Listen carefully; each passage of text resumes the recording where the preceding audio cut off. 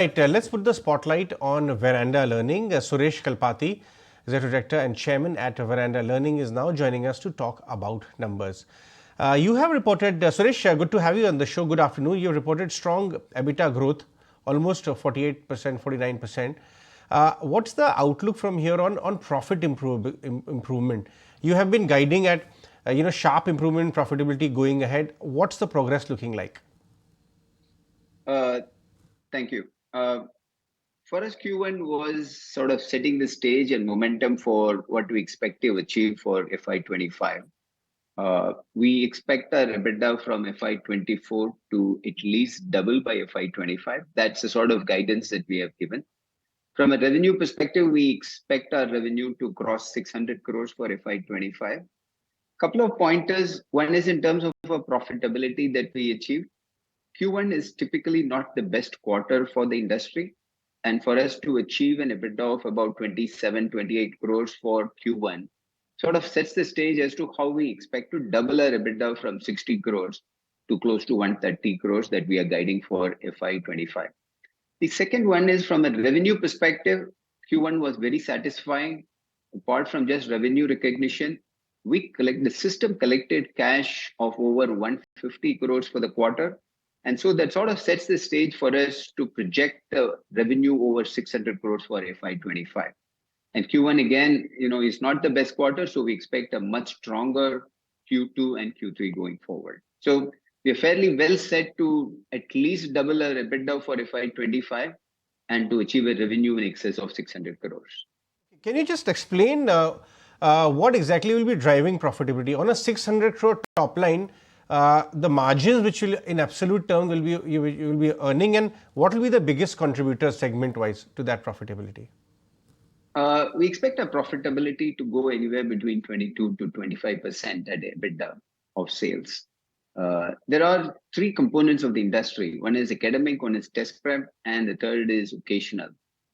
On the academic side, we manage now a set of both CBSE international schools, and we manage a set of city-based colleges. The academic is expected to contribute close to 40% of our EBITDA. Another 40% will come from our test prep, largely from state central government test prep, and for commerce coaching through JK Shah classes. That will contribute close to 40% of our EBITDA. And 20% of our EBITDA is expected to come from occasional, which is largely software upskilling and placement related training in colleges in about 7 states in India.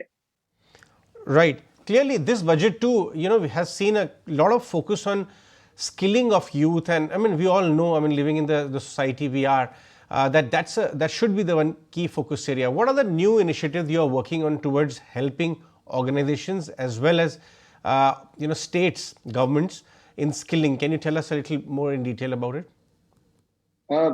Very interesting question. And this has been something that we've been very seized on. We work with many of the state governments in terms of their respective state skilling initiatives. We see two key opportunities here. One is to ensure that the students coming out of colleges are industry ready. Again, from tier 1 cities in India, that has never been the problem. But when we go into tier 2 and tier 3, which contribute a significant number of graduates, educated workforce that come, and that's largely the focus of the 1.6 lakh crore that the budget announced that the government will invest in skilling. We have launched integrated programs like a BCom with CA or an MBA with ACCA, programs that not only gives them the graduation and a degree, but also gives them the industry or professional qualification that will actually get them the job. That's the first one. The second one is we work with many of the skill development corporations of many of the states in working with them closely in providing that last mile industry connect. Again, we work with many of the industries also in providing them corporate training, and we work with many of the colleges in helping them train people. So we are in a position where we understand what the government wants to achieve and the outlay that's been made. But I think we also come with an understanding as to what the industry is actually looking for. So lots of integrated programs that you will see us launching, which not only gives them the academic qualification coming from colleges, but also the professional qualification or the industry orientation to sort of get them job ready right off the campus. Right. Just before I let you go, very curious to know that between last year and this year, we can see a very J curve or the very delta in your numbers coming in. I'm curious to understand how will it flow to the next year. 26 looking, between 25, 26, what kind of delta are we talking about if this momentum continues?